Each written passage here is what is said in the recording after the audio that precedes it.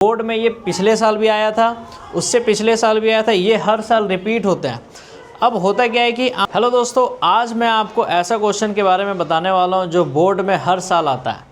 जैसे कि और ये सीबीएसई क्लास 10 बोर्ड की बात हो रही है। तो आपने देखा होगा कि √2 इज़ अ इर्रेशनल नंबर, इसे प्रूव करने के लिए पूछा जाता है। बोर्ड में ये पिछले साल भी आया था, उससे पिछले साल भी आया था, ये हर साल रिपीट होता है। अब होता क्या है कि आमतौर पे बच्चे इसे रट जाते हैं, बट वो भी एग्ज़ाम में वैसा नहीं कर पाते हैं, जिसकी वजह से उन्हें प्रॉपर मार्क्स नहीं मिल पाता है। तो आज मैं आपको तरीका बताने वाला हूँ। तरीका सेम है, लेकिन हाँ, समझाने का तरीका थोड़ा सा अलग है, जिससे कि आपको चीज़ें समझ में आ जाएंगी और आप नहीं रटेंगे, इस बात की मेरी गारंटी है। ठीक है, तो चलिए शुरू करते हैं। तो देखिए, √2 हमें प्रूफ करना है इर्रेशनल नंबर। ठीक है, तो हमें इससे पहले समझना पड़ेगा कि रैशनल नंबर क्या होता है। तो जैसा कि आप जानते हैं कि रैशनल नंबर हमारा उस नंबर को कहते हैं जिसे हम P/Q के फॉर्म में लिख सकते हैं, और Q हमारा यहाँ पे 0 नहीं होता है, और P और Q हमारा इंटीजर होता है। एग्जाम्पल के तौर पे 2/3, 2 भी लिख सकते हैं, 2/1, 3/4, ये सारे नंबर हमारे रैशनल नंबर हैं। रैशनल नंबर किसे कहते हैं? तो जो नंबर हमारा रैशनल नहीं है उस नंबर को हम बोलेंगे इर्रेशनल नंबर। तो सारा फोकस हम ये करेंगे कि √2 को पहले हम एज्यूम करेंगे कि पहले हम लिखेंगे सॉल्यूशन में लेट √2 बी रैशनल नंबर। ठीक है, अब क्योंकि √2 को हमने रैशनल नंबर माना है, तो √2 बराबर हमें पता है रैशनल नंबर को हम P/Q के फॉर्म में लिख सकते हैं। तो मैंने लिख दिया A/B के फॉर्म में। ठीक है, A और B हमारा इंटीजर है और B हमारा 0 नहीं है। क्लियर है? और यहाँ पे एक चीज़ और लिखेंगे, मेंशन करेंगे कि A एंड B इज़ को प्राइम नंबर, नंबर।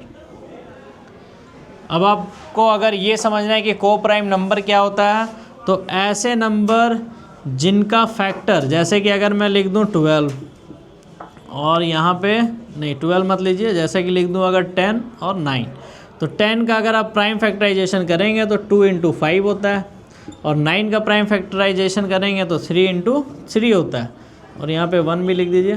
तो आप देखेंगे कि यहाँ पे कुछ भी कॉमन नहीं निकल रहा है सिवाय 1 के। तो ऐसे नंबर जो सिवाय 1 के कोई और कॉमन नहीं निकलता है उसे हम बोलते हैं को प्राइम नंबर। क्लियर है?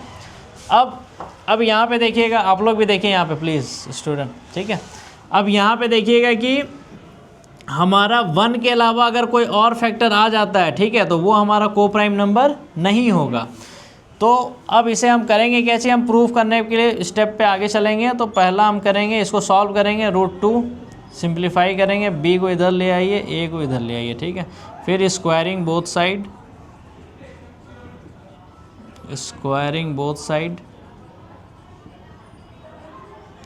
उसके बाद अगर हम स्क्वायर कर देंगे दोनों तरफ, तो ये A² हो जाएगा और √2 का 2 हो जाएगा, और ये B² हो जाएगा। फिर B² को हम ऐसा लिख सकते हैं A²/2। ठीक है, अब यहाँ पे फिर यहाँ तक तो आप सभी लोग कर लीजिएगा, मुझे पता है, बट यहाँ के बाद एक स्टेप होता है जो सबको दिक्कत होता है। तो आपको यहाँ के बाद एक स्टेप लिखना है कि if A² is divisible by 2,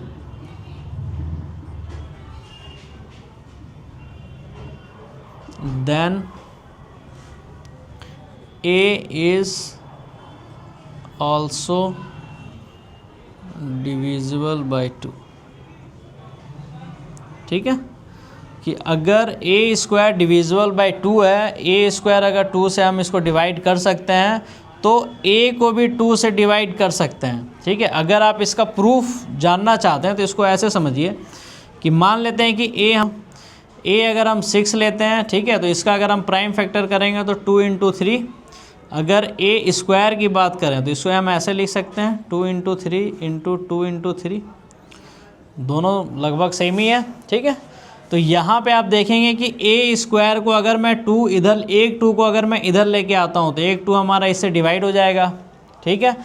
अब हम देख रहे हैं कि ए हमने क्या माना था, 6 माना था, तो 6 से कितना होता है, 36 होता है। तो यहाँ 36/2, तो हम देख रहे हैं कि 36 को हम 2 से काट सकते हैं, 2 1 जा 2 और 2 8 जा 16। तो ये कह रहे हैं कि अगर ए स्क्वायर को 2 से काट सकते हैं, जैसे यहाँ पे हमने जब एग्जांपल लिया था तो 36 को हमने 2 से काट दिया और ये कट गया, इसका मतलब ये डिविजिबल है। तो नेक्स्ट है कि क्या हमारा ए 2 से कट जाएगा, तो ए हमारा 6 है, तो देखिए 6 को भी 2 से काटेंगे तो ये भी हमारा क्या होगा, कट जाएगा। क्लियर है।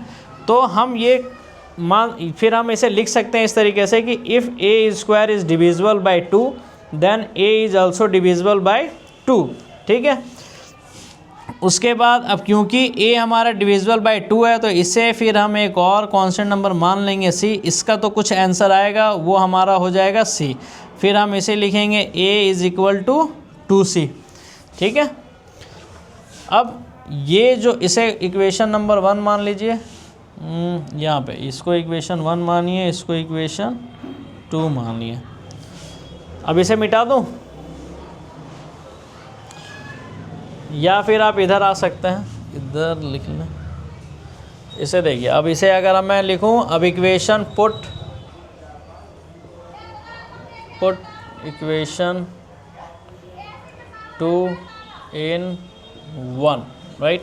अब यहाँ पे क्या होगा कि a बराबर 2c को आप यहाँ पे डाल दें, तो 2b square is equal to 2c का होल स्क्वायर, ये हो जाएगा 4c का स्क्वायर 2b का स्क्वायर, ठीक है। 2 2 जा 4, ये कट गया। अब b square is equal to 2c square, ठीक है।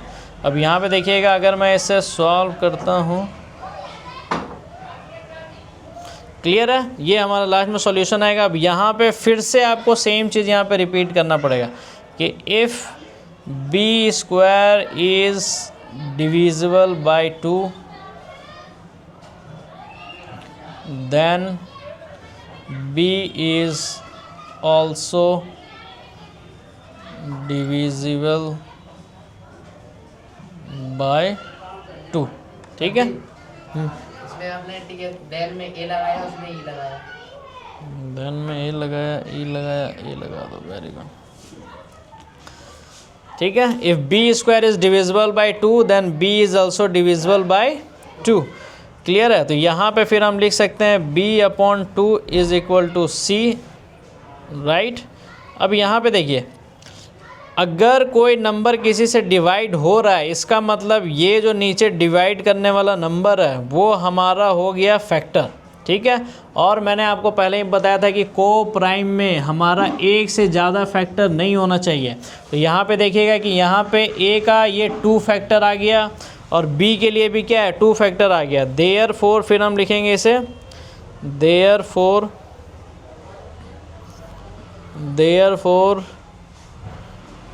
a and b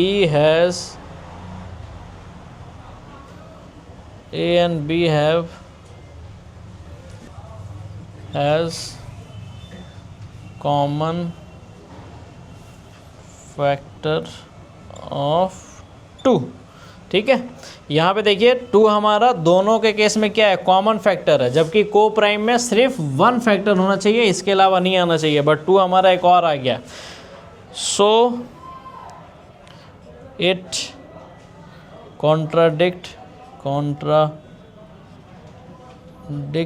our fact,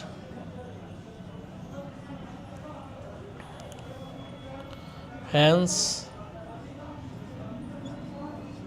it is irrational number।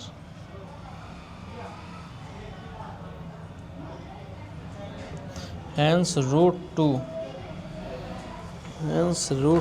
is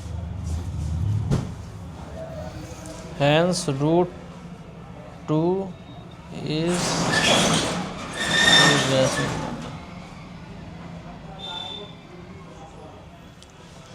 ठीक है। तो सिंपल सा चीज़ है, इसमें कुछ भी नहीं करना है, पहले हम इसे मानेंगे कि √2 हमारा रैशनल नंबर है। अब क्योंकि ये हमारा रैशनल नंबर है तो इसे a/b के फॉर्म में लिखेंगे। फिर a एंड b को को प्राइम नंबर घोषित करेंगे। उसके बाद इसे सॉल्व करेंगे, स्क्वायरिंग करेंगे बोथ साइड, तो हमारा ये आ जाएगा b² = a²/2। फिर एक स्टेटमेंट जो आपको याद रखना है वो है हमारा कि if a² is divisible by 2 then a is also divisible by 2। फिर a/2 बराबर c करेंगे, तो यहाँ पे हम देखेंगे कि 2 हमारा एक और फैक्टर है, 2 हमारा a के लिए फैक्टर हो गया। उसके बाद इसी को, इस इक्वेशन को फिर हम इसमें पुट करेंगे, पुट करने के बाद फिर हम यहाँ पे पहुँचेंगे, फिर से हम सेम चीज़ यहाँ पे लिखेंगे कि if b² is divisible by 2 then b is also divisible by 2। फिर हम लिखेंगे therefore a and b has common factor of 2 so it contradict our fact, hence it is hence √2 is irrational number। ठीक है, तो आपको ये video कैसा लगा कमेंट में ज़रूर बताइएगा। धन्यवाद।